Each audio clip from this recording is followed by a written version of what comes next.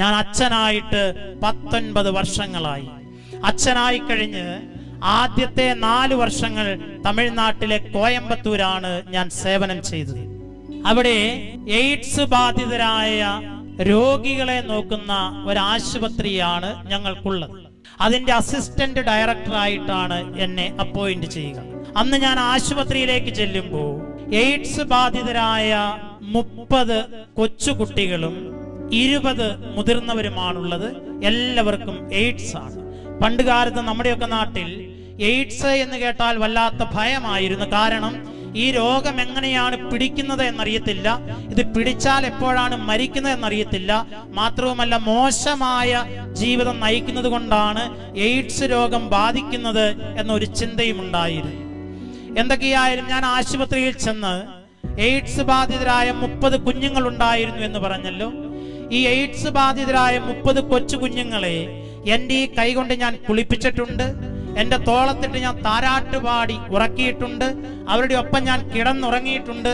അവരുടെ കൂടെ ഞാൻ കളിച്ച് നടന്നിട്ടുണ്ട്. അവർക്ക് ഞാൻ എല്ലാ കാര്യങ്ങളും പറഞ്ഞു കൊടുത്തിട്ടുണ്ട്. 7.5 വർഷക്കാലം അവരുടെ കൂടെ ഞാൻ ജീവിച്ചിട്ടുണ്ട്. എയ്ഡ്സ് ഒന്നും പിടിച്ചിട്ടില്ല. എന്നെ കണ്ടാൽ ഒരുമാതിരി അങ്ങനെയൊക്കെ ആയിരിക്കും, പക്ഷെ എനിക്ക് എയ്ഡ്സ് പിടിച്ചിട്ടില്ല എന്നുള്ളത് എനിക്ക് ഉറപ്പാണ്. അവിടെ വെച്ചുണ്ടായ ഒരു അനുഭവമാണ് ഞാൻ പറഞ്ഞു വരിക.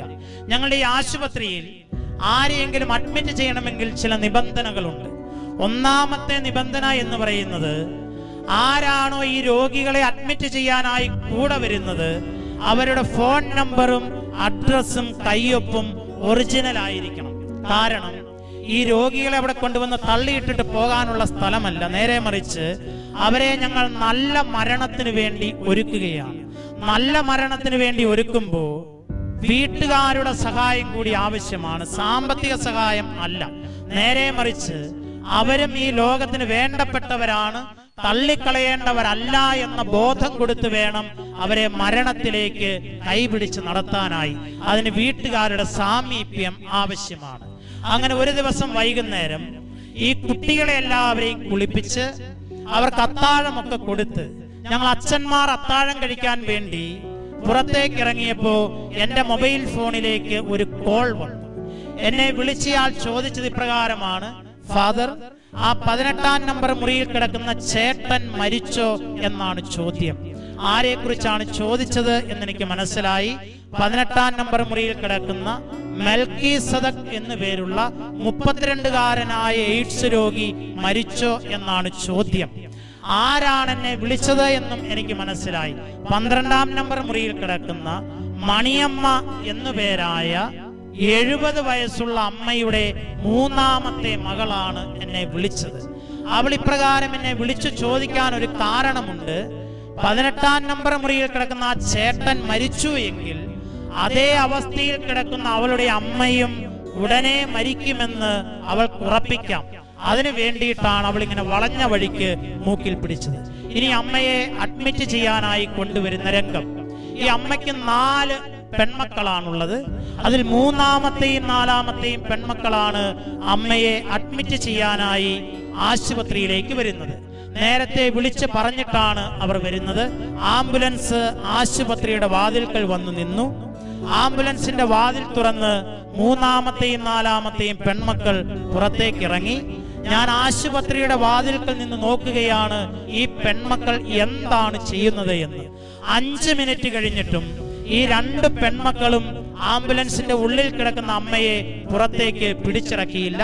ഞാൻ തന്നെ വീൽ ചെയറുമായിട്ട് ചെന്ന് അമ്മയെ ഒരു തരത്തിൽ പുറത്തേക്ക് ഇറക്കി വീൽ ചെയറിന്റെ അകത്തിരുത്തി അകത്തേക്ക് കൂട്ടിക്കൊണ്ടുവന്നു. കാര്യങ്ങളെല്ലാം ചോദിച്ച് മനസ്സിലാക്കി ഫോൺ നമ്പറും അഡ്രസ്സും ഒക്കെ എഴുതിയെടുത്തിട്ട് 3ാമത്തെ മകളോട് ഞാൻ പറഞ്ഞു, ചേച്ചി, അമ്മയ്ക്ക് വേണ്ടി ഒരു ഒപ്പിടാൻ പറഞ്ഞപ്പോ 3ാമത്തെ മകൾ എന്നോട് ചോദിച്ചു, ഫാദർ, ഒപ്പിട്ടത് കൊണ്ട് എന്തെങ്കിലും നൂലാമാലകൾ ഉണ്ടാകും? അപ്പൊ എന്റെ ഉള്ളിൽ വന്ന ചിന്ത ഇതാണ്: എടി 3ാമത്തെ മകളെ, നിന്നെ ഈ അമ്മ വർഷങ്ങൾക്ക് മുമ്പ് ഉദരത്തിൽ വഹിച്ച് വേദനയോടുകൂടി പ്രസവിച്ചപ്പോ അമ്മ വിചാരിച്ചു കാണില്ല അമ്മയുടെ ജീവിതത്തിൽ എന്തെങ്കിലും നൂലാമാലകൾ ഉണ്ടാകും എന്നുള്ളത്. ഒപ്പൊക്കെ ഇട്ടു. പെൺമക്കൾ അവിടെ നിന്ന് പോയി. എന്നിട്ട് 3 ആഴ്ചകൾ കഴിഞ്ഞപ്പോ അമ്മ മരിക്കുന്നതിന് മുമ്പേ അമ്മ മരിച്ചു പോയി എന്ന് ഡോക്ടർക്ക് കൈക്കൂലി കൊടുത്ത് മരണ സർട്ടിഫിക്കറ്റ് എഴുതി വാങ്ങി ഈ 4 പെൺമക്കൾ ചേർന്ന്.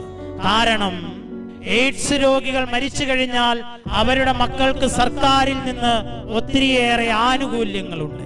ഈ ആനുകൂല്യങ്ങൾ നേരത്തെ കൈപ്പറ്റുന്നതിന് വേണ്ടിയിട്ടാണ് അമ്മ മരിക്കുന്നതിന് മുമ്പേ അമ്മ മരിച്ചുപോയി എന്ന് ഡോക്ടർക്ക് കൈക്കൂലി കൊടുത്ത് മരണ സർട്ടിഫിക്കറ്റ് എഴുതി വാങ്ങിയത് ഈ 4 പെൺമക്കൾ ചേർന്ന്. ഈ 70 വയസ്സായ അമ്മയ്ക്ക് എയ്ഡ്സ് ബാധിച്ചത് ആരുടെയെങ്കിലും മുൻപിൽ മടിക്കുത്തഴിച്ച് കിടന്നുറങ്ങിയത് കൊണ്ടൊന്നുമല്ല. നേരെ മറിച്ച് അതിലും 10 വർഷങ്ങൾ മുമ്പ് ഈ 3ാമത്തെ മകൾ കോയമ്പത്തൂർ മെഡിക്കൽ കോളേജിൽ ആദ്യത്തെ കുഞ്ഞിനെ പ്രസവിച്ചു. അന്ന് ചോര വാർന്നുപോയി, ആരും ചോര കൊടുക്കാനുണ്ടായില്ല. ഈശ്വര, എന്റെ മകളെന്ന് പറഞ്ഞുകൊണ്ട് ഈ അമ്മ കോയമ്പത്തൂർ മെഡിക്കൽ കോളേജിലേക്ക് ഓടി സ്വന്തം ശരീരത്തിൽ നിന്ന് ചോര ഊറ്റിക്കൊടുത്തു. അന്ന് കുത്തിയ സൂചിയിൽ നിന്നാണ് ഈ അമ്മയുടെ ശരീരത്തിലേക്ക് എയ്ഡ്സിന്റെ അണുക്കൾ കയറുന്നത്. അന്ന് ഈ 3ാമത്തെ മകൾക്ക് വേണ്ടി ചോര ഊറ്റിക്കൊടുക്കുമ്പോ അമ്മ അറിഞ്ഞില്ല, താൻ അറിയാതെ തന്നെ എയ്ഡ്സ് എന്ന നൂലാമാല തന്റെ ശരീരത്തിലേക്ക് കടന്നു വരികയാണ് എന്ന കാര്യം. അമ്മ മരിക്കാറായി, മരണക്കിടക്കയിൽ ഇങ്ങനെ കിടക്കുകയാണ്. ഞങ്ങൾ അച്ഛന്മാർ അടുത്ത് തന്നെയുണ്ട്. ഞാൻ ഈ അമ്മയോട് ചോദിച്ചു, അമ്മയ്ക്ക് അവസാനത്തെ ആഗ്രഹമായി എന്തെങ്കിലും ഉണ്ടോ? അമ്മ പറഞ്ഞുണ്ട്. എന്താണ് ആഗ്രഹം? ആഗ്രഹം ഇതാണ്, എന്റെ 4 പെൺമക്കളിൽ ആരെങ്കിലും ഒരാൾ എന്റെ അടുത്ത് വന്ന് അവരുടെ കയ്യിൽ നിന്ന് അല്പം വെള്ളം വാങ്ങിക്കുടിച്ച് എനിക്ക് മനസ്സമാധാനത്തോടെ മരിക്കണം. അമ്മ വീണ്ടും ചോദിച്ചത് 3ാമത്തെ മകൾക്ക് വേണ്ടിയിട്ടാണ്. ചോര കൊടുത്ത് ജീവൻ രക്ഷിച്ചു എന്ന ഒരധിക സ്നേഹം കൂടി ഈ 3ാമത്തെ മകളോട് അമ്മയ്ക്കുണ്ട്. ഈ അമ്മയുടെ മുമ്പിൽ നിന്നുകൊണ്ട് എന്റെ മൊബൈൽ ഫോണിൽ ഞാൻ ഈ 3ാമത്തെ മകളെ പല പ്രാവശ്യം മാറി മാറി വിളിച്ചു. ചേച്ചി ഒന്ന് വായോ, ഈ അമ്മ മനസ്സമാധാനത്തോടെ മരിക്കട്ടെ. വന്നില്ലവൾ. കാരണം അവൾക്ക് നാണക്കേടാണത്രേ അമ്മയ്ക്ക് എയ്ഡ്സ് ആണ് എന്ന് പറയാൻ. അവസാനം ഈ അമ്മ മരിക്കാൻ പോകുന്നു എന്ന് കണ്ടപ്പോ എന്റെ കൈ കൊണ്ട് ഞാൻ അല്പം വെള്ളം ഈ അമ്മയുടെ വായിലേക്ക് ഒഴിച്ചു കൊടുത്തു. അതൊരിറക്ക് കുടിച്ചിട്ട് എന്റെ തലയിൽ കൈ വെച്ച് അനുഗ്രഹിച്ചാണ് ആ അമ്മ മരിക്കുന്നത്. മരണസമയത്ത് ഇന്നും എനിക്ക് നിറവേറ്റാൻ പറ്റാത്ത ഒരു കാര്യം കൂടി ആ അമ്മ എന്നെ പറഞ്ഞേൽപ്പിച്ചിട്ടുണ്ട്.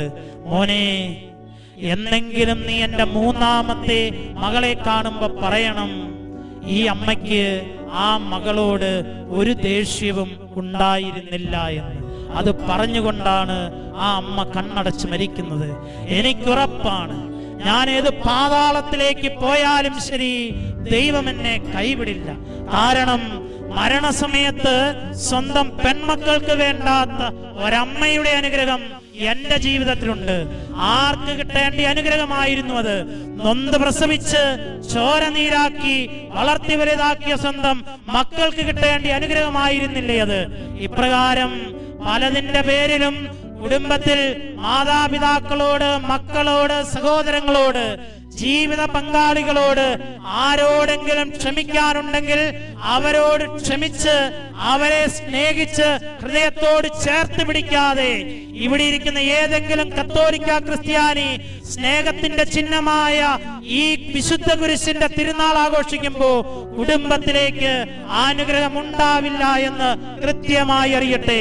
അതുകൊണ്ട് ആരോടെങ്കിലും ക്ഷമിക്കാനുണ്ടെങ്കിൽ ക്ഷമിച്ച് അവരെ സ്നേഹിച്ച് ഹൃദയത്തോട് ചേർത്ത് പിടിച്ച് ജീവിക്കുന്നവരായി മാറുമ്പോഴാണ് ഈ തിരുനാൾ അനുഗ്രഹത്തിന്റെ തിരുനാളാകൂ എന്നറിയട്ടെ.